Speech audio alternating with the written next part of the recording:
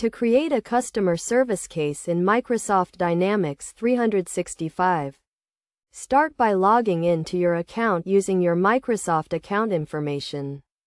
Accessing an account with a subscription or free trial version, switch to the Customer Service Hub, which will load a dashboard with various options on the left side, including My Work, Customers, and Service.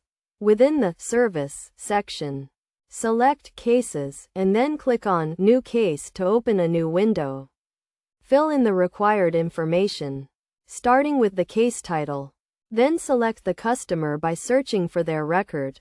Follow the subsequent steps, and once complete, click Save or Save and Close to create the new case.